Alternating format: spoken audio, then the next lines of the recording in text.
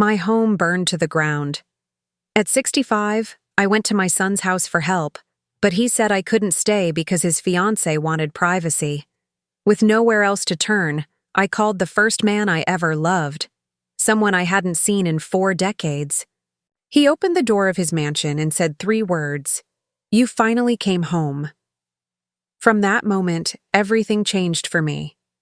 Before we get into it, please subscribe and tell us in the comments which city you're watching from. We love seeing how far our stories travel. My name is Grace. At 65 years old, I believed I'd already faced every hardship life could throw my way. I was wrong. It began on a Wednesday in Charlotte, North Carolina. I was in the kitchen making my afternoon coffee when a strange smell hit me. I went to check the living room, thinking I'd left something on, and opened the door to a wall of smoke. I could barely see. Flames had already taken the curtains and were racing up the walls so fast I froze for several seconds.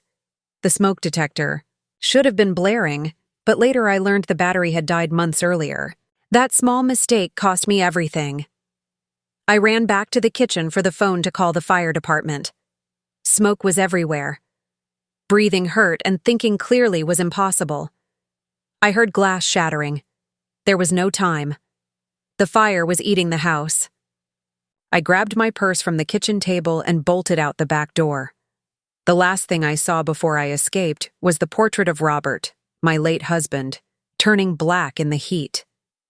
Neighbors were already outside when I stumbled into the yard, coughing and gasping. Mrs. Jenkins, my 78-year-old neighbor, reached me first and hugged me while we both watched my home of over 40 years burn. The fire trucks arrived in 10 minutes, but the damage was done. They stopped the flames from spreading to other houses, but mine couldn't be saved. In just 1 hour, 4 decades of my life were gone. The kitchen table where David did his homework, the growth marks on the walls, the bedroom Robert and I shared for 37 years, all of it lost. Someone wrapped a blanket around me as the firefighters worked. Later, they told me an old outlet in the living room likely shorted and caused it. A simple electrical failure destroyed my life as I knew it. When the flames finally died, only a smoking shell remained. The fire chief walked over, face smeared with soot, eyes full of pity. He didn't need to say much. I could see it was a total loss. Other than my clothes and what was in my purse, everything was gone. Kind neighbors took me in for the first night. Mrs. Jenkins begged me to stay, but her small place was crowded with her visiting grandkids. The American Red Cross offered a shelter, yet the thought of sleeping on a cot in a big room full of strangers made me feel even more lost. That's when I knew I had to call David. My son lives about a 40-minute drive away in Valentine, an upscale Charlotte suburb with tree-lined streets and picture-perfect homes. He moved there 4 years ago after a promotion to regional manager at his insurance company. We weren't as close as a mother and son should be, but he was my only family. I used Mrs. Jenkins' phone. Mine had melted with the rest of my things. "David, darling, it's Mom," I said, trying to sound steady. "Mom, what's wrong? You sound upset." "There was a fire. The house is gone. Everything's gone." Silence, so long it felt like forever. "Were you hurt?" "No. Just a few scrapes and a sore throat from the smoke. I need somewhere to stay for a little while, just until I sort things out." Another pause. "Sure, Mom. Come over. We'll figure it out." Relief hit me so hard my knees almost buckled. Despite the distance and the missed calls and stiff holidays, he was still my boy, or so I believed. The next morning I stood by the ruins waiting for the insurance adjuster. He arrived at 9 on the dot, a young man with a clipboard and camera who looked like he'd rather be anywhere else. "Total loss," he said, as if those 2 words weren't describing my entire life. "How much?" I asked, bracing myself. "You're insured for about $200,000 on the structure, but after your deductible and depreciation, you're likely looking at around $90,000, maybe less. $90,000 to rebuild 42 years of living. It felt impossible. Mrs. Jenkins helped me buy basic clothes and toiletries with Red Cross funds. Everything I owned fit into one borrowed suitcase. That was it. The cab ride to David's felt like traveling to a foreign country. When you have nowhere to go back? To everything you pass. The gas station where I used to get lottery tickets, the diner where Robert and I had Sunday breakfast, looks like it belongs to someone else. David's neighborhood was spotless, as always. Perfect lawns, perfect sidewalks, perfect lives. I felt like an intruder, bringing my disaster into their polished world. His house was a 2-story colonial with white shutters and a red door chosen by Victoria, his fiancée. I'd met her exactly 3 times in the 2 years they'd been together. She was 30. He was 39. She worked at a marketing firm and had an opinion on everything: paint colors, wine, place settings. I sat in the driveway for a minute, telling myself, it was temporary. Just until the claim processed and I found a small apartment. I never imagined that walking to my son's front door with one small suitcase would be one of the hardest things I'd ever do. David opened the door before I knocked, like he'd been watching. Seeing his face, Robert's eyes, my chin, gave me a sliver of hope. "Mom," he said, stepping back to let me in. Something in his voice felt distant. Victoria appeared right behind him, white jeans, silk blouse, hair in a messy bun that looked expertly styled.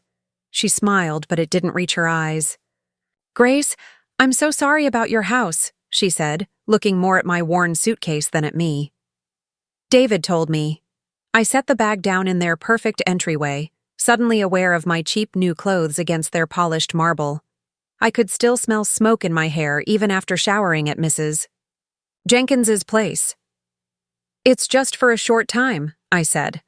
"Until I get back on my feet." They exchanged a glance. That silent couple talk that says more than words. "Let's sit," David said, guiding me into a living room that looked like a magazine spread. White furniture no one seemed to sit on, glass tables, spotless windows. I perched on the edge of the sofa, careful with my shoes on the flawless hardwood. Victoria noticed and flinched. "So, what's the plan?" David asked from an armchair across from me, like we were having a business meeting. The adjuster said a few weeks, maybe a month, to process. I was hoping I could stay here until then. I'll keep to myself, help with meals and cleaning. Silence stretched about 10 seconds too long. I watched Victoria's jaw tighten. She placed a hand on David's arm, more possession than comfort. "Mom," David began, and I knew what was coming would hurt. "We've been talking. We really value our privacy here. We work long hours. This is our sanctuary." "I won't be in your way," I said. "I'll make it easy." Victoria leaned forward. "It's not about you being a bother. It's about space. This is our first home together, and we're still finding our rhythm." "I'm his mother," I said, sharper than I meant to. "Of course," she replied smoothly. "That's why we thought you'd be more comfortable somewhere else, where you can keep your independence while you rebuild." I looked at my son, waiting for him to push back, to remember who raised him, who stayed up through fevers, who worked doubles to afford college books, who held him 3 years ago after his divorce. He nodded. "Victoria's right, Mom. We think you'd be happier with your own space." It felt like a punch. My chest tightened. "Happier, David?" "I lost everything yesterday. You think I'll be happier in a hotel room than with my family?" "It doesn't have to be a hotel," Victoria said quickly. "There are lovely extended stay places near the mall, very clean and safe. They have little kitchenettes." "And how am I supposed to pay for that?" I asked. "The insurance money won't be here for weeks." "I could help a little," David said. "A few $100 to get you started." A few $100. Like I was a distant relative, not the woman who gave him life. "David," I whispered, "I changed your diapers. I rocked you through your colic. I taught you to ride a bike. I helped with your homework. I held you when Lucia Velasco broke your heart." His face tightened. Victoria's grip on his arm strengthened. No one is denying your history, she said, but boundaries are important. Boundaries. I'd heard that term from the therapist after his divorce. So you're kicking me out, I said. We're not kicking you out, David protested. This arrangement just won't work. Whose idea was this? I asked, though I already knew. We discussed it, he said, staring at the floor. I stood slowly, knees reminding me I was 65, and alone. I understand. Mom, don't be like that. We're doing what's best for everyone. What's best for everyone, I repeated, would be not letting your mother sleep on the street. You don't have to, Victoria said. There are options. I looked around one last time. The family photos with David and Victoria, none with me. The beautiful furniture no one lived on. My son choosing a cold, pretty house over his mother. You're right, I said. There are always options. I picked up my suitcase. David stood, uneasy but not enough to change course. I'll call in a few days, he said, once you're settled. Don't bother, I answered. I wouldn't want to disturb your sanctuary. Walked out into the clean, quiet street and stood for a long time before moving. Through the window, I saw them talking, probably about how dramatic I was. After Robert died, I told myself I was independent. But independence is easier when you actually have choices. I used most of my money on a room at a budget hotel on the corner. The bed was hard, the walls peeling. I sat there wondering where a 65-year-old woman with almost no money and one suitcase was supposed to go. That's when I remembered the business card in my wallet, saved for nearly 40 years, somehow untouched by the fire because my purse was with me. I never thought I'd use it. It belonged to the first man I ever loved, Randall Galloway, the man who once said he'd come back for me. He never did. I spent 3 nights in that cheap hotel before I found the courage to dial. 3 nights of a sore back from the thin mattress and the taste of shame in my mouth. 3 nights listening to hallway arguments and non-stop traffic outside the badly insulated window. I washed my few clothes in the sink and draped them over the single chair to dry. The card felt delicate between my fingers. Randall Galloway, in faded blue ink, an unfamiliar area code, and on the back, my handwriting, never forget, G. I wrote that at 25, fully sure he was the love of my life. He was 26, with dark hair that fell over his forehead and amber eyes. He worked for his father's construction company and dreamed big. We dated 9 months, which felt long at 25. He took me to the Overlook where we'd sit on his car and talk about the future. I'm going to start my own company, he'd say. Construction or real estate development. I'll make enough to give you the life you deserve. I'll come back for you, Grace. He promised that the night before he left for a project in Atlanta. I'll make something of myself and then I'll come back and marry you. But real life got in the way. He wrote letters, long at first, then shorter, then fewer. 6 months later, I met Robert at church. Randall started to feel like a nice dream. Robert was steady, already 32 with a good job at the phone company. He didn't promise the moon. He promised a house, a family, and security. We married after 5 months. I tucked Randall's card into the pocket of my wedding dress and kept it. Over the years, I heard bits about Randall. He kept his promise to himself, started his own firm, grew it big. People said he never married, too busy building an empire. Last I heard, maybe 8 years ago, his company had expanded to Atlanta, Georgia, and Miami, Florida. Galloway Development built shopping centers and office buildings. The young man from the construction crew had become the kind of person who wore expensive suits and made decisions that affected hundreds. What would a man like that want with a 65-year-old widow in a budget hotel with clothes from Target? The practical voice in my head told me it was ridiculous to call. You don't reach out after 40 years because your life fell apart. But practicality doesn't help when you're counting quarters to pay for one more night. On the 4th morning, I broke. The hotel warned me they needed the room. My back ached. My hands shook. I stared at the number. What would I even say? Hi, Randall. Remember me? I'm homeless. The number was probably disconnected or went to a gatekeeper. But what if it didn't? I dialed. It rang once, twice. Galloway Development. Randall speaking. His voice was deeper, seasoned by time, but it was his.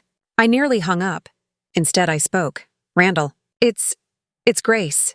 Grace Thorne. Well, I'm Grace Robert now, but I used to be Thorne. Silence. Then, Grace.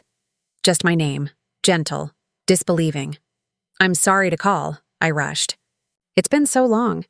I probably shouldn't, but I didn't know who else to turn to. There was a fire last week. My house burned down. I lost everything. My son won't let me stay with him. I have nowhere to go. Tell me exactly where you are, he said. All business. Voice tight with concern. I'm in Charlotte, at a place called the Rest Stop. I'm coming to get you. Give me the address. You don't have to. I just needed to hear a friendly voice. Grace, he said, leaving no space for argument. Tell me where you are. I'm on my way. I gave him the address. Randall, I don't look like the girl you remember. Neither do I, he said, and I could hear the smile, but I've been waiting 40 years for this call. I spent the next hour packing the little I had, switching between panic and disbelief.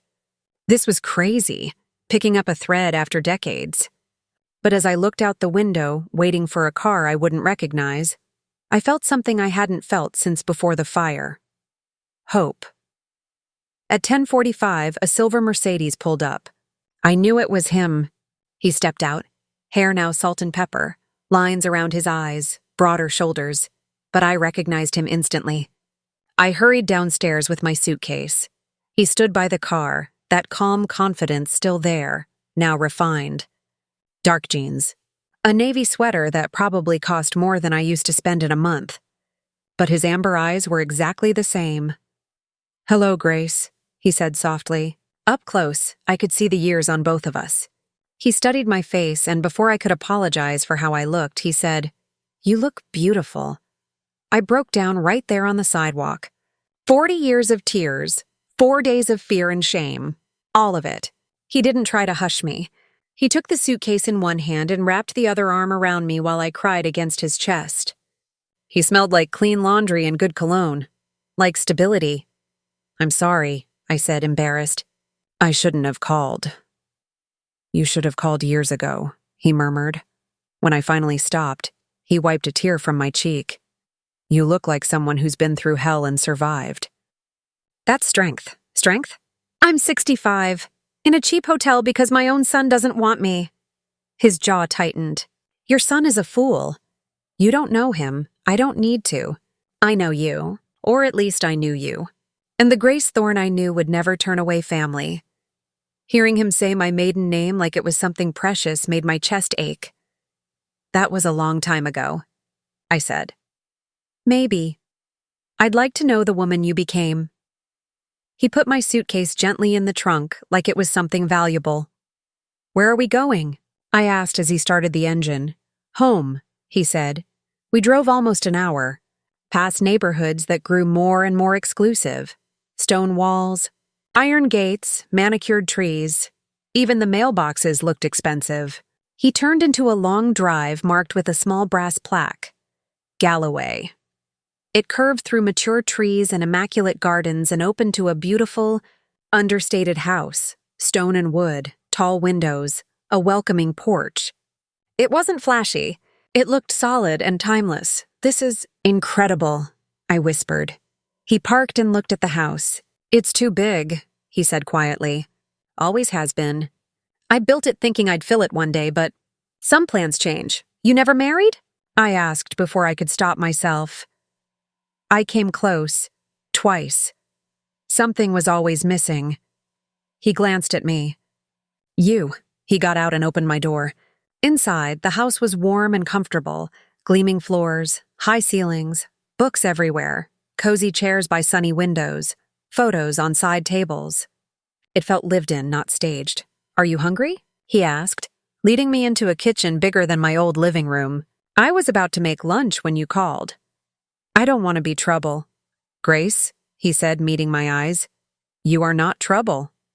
You are the answer to a question I've asked myself for 40 years. While he cooked, yes, he could cook. I looked at photos of him at ribbon cuttings.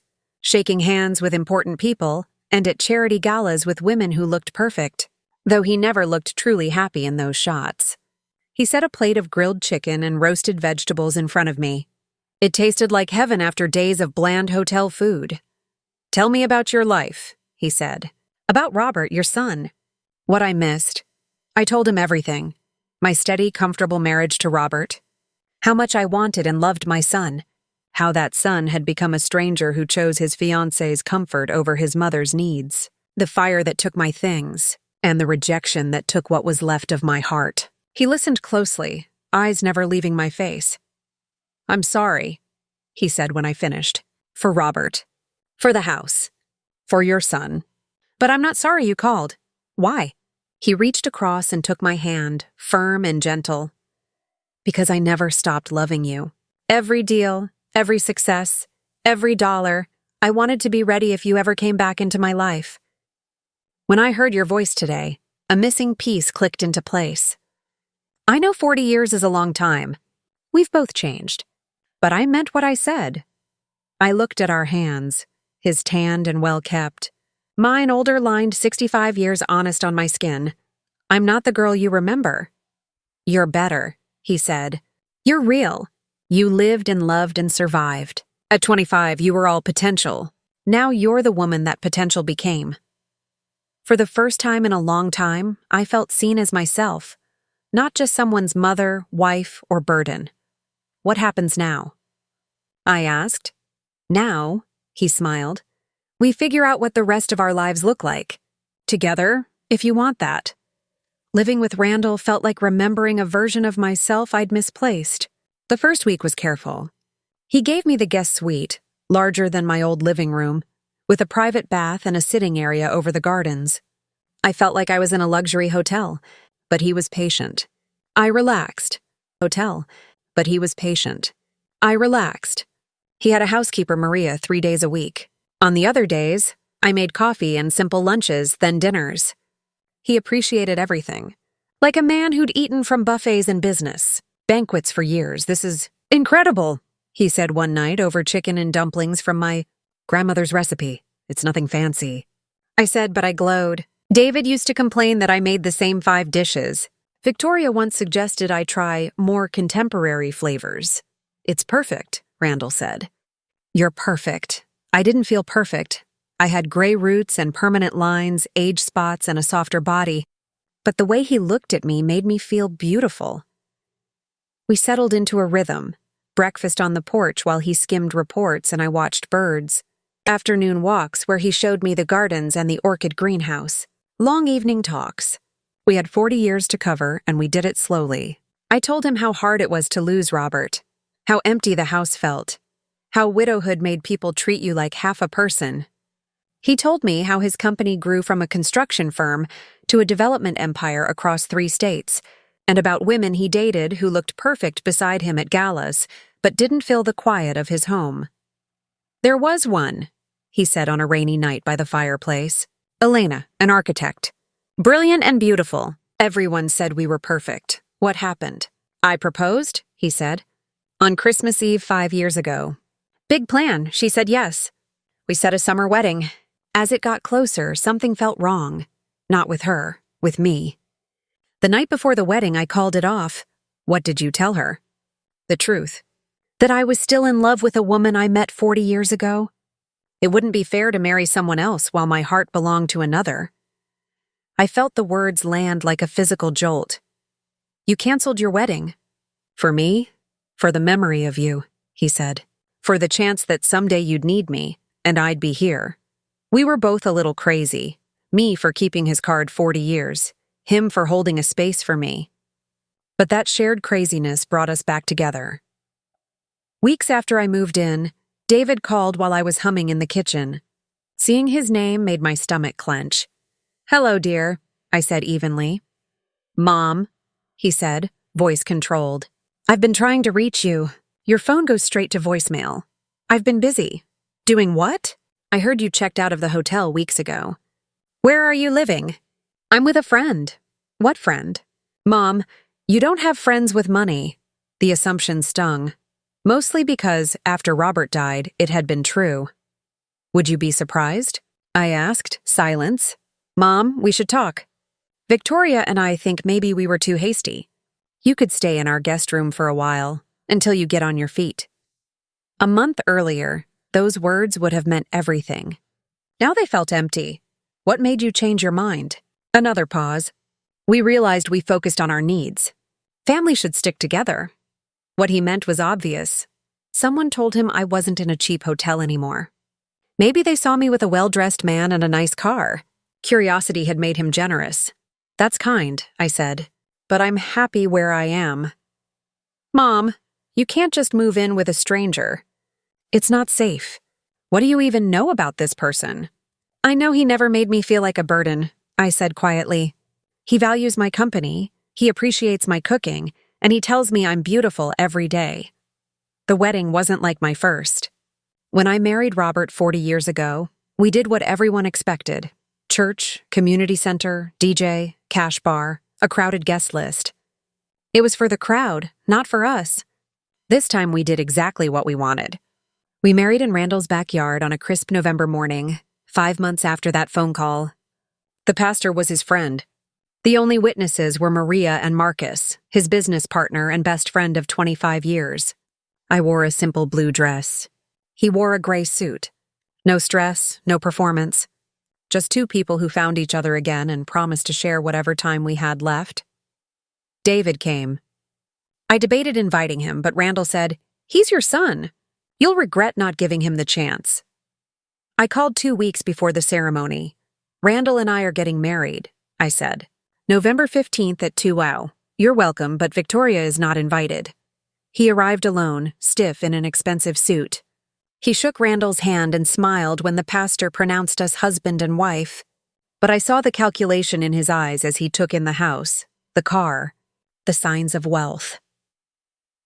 This morning I woke up next to Randall, my husband, in our room, in our home. Sunlight came through the windows over the gardens we tend together. I smelled the coffee he makes every morning. At 66, I'm happier than I've ever been, not because of his money or the beautiful house, but because he sees me and loves what he sees. The fire destroyed my old life, but sometimes destruction clears space for something new. Sometimes you have to lose everything you thought you wanted to find what you truly need. And sometimes, if you're very lucky, first love gets a second chance. The business card I kept for 40 years is framed now on Randall's desk. A reminder that some promises are worth keeping, even if it takes 4 decades to fulfill them. Did you enjoy the story? Which city are you watching from? Let's talk in the comments. If you liked it, a super thanks helps me keep bringing more stories like this. Thank you for your sweet support. I'm excited to read your thoughts. On screen, you'll see 2 new life stories I highly recommend. There's plenty more on the channel. Don't forget to subscribe. See you in the next life story. With love and respect.